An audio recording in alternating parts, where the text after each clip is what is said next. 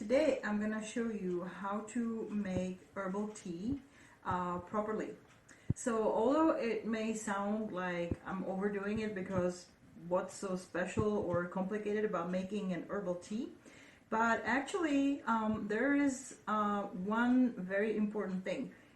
If you don't steep the tea the proper way, you might lose all the benefits that the given herb or the herbal blend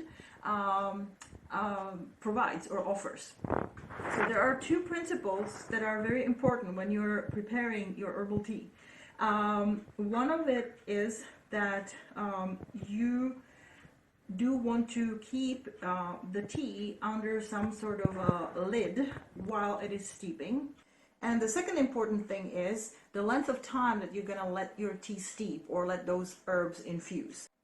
So you can use a cup or a mug that is specifically designed for steeping herbs, and it has kind of three parts to it. So it has the cup itself, then it has this nice little strainer, and then the lid that you're gonna cover it with. So once you have steeped the tea for your desired amount of time, all you need to do is take off the lid and lift up the strainer and let all the tea rinse down. And then you can also help a little bit by squeezing the herbs with some spoon or anything to make sure that all the liquids or all the juices from the herbs have gone through the strainer, because that's where most of the constituents are still left. So yeah, then you can just dispose of the herbs, thank them, and put them in a compost, and then you can drink your tea. And if you, for example, have made a bigger amount that you need to drink at that given time, and you want to leave the rest for later, you can just cover it with the lid and it will hold a little bit longer, warmer. So this is a really practical tool to have. But you can also use just a normal cup and a small plate and use the plate as the lid. So I have prepared a blend of herbs that we like to drink here at home, and I'll just show you. So for this one, you just put them in, pour it over with water, and close the lid. Well, here you have to think of two things. First of all, if you put your herbs directly in the cup, you have two options. You either later have to use a strainer and another cup to strain your herbs, or of course, if you don't mind, you can drink it with the herbs still sitting in it, because once they steep, they're gonna sit on the bottom. Or my most favorite option is actually not using the spoon, but using this cute little tool, and then steep that. It is going to present a little challenge because your cup is not going to cover it so perfectly, so you're gonna have like a tiny little loss here, but it still does a pretty good job.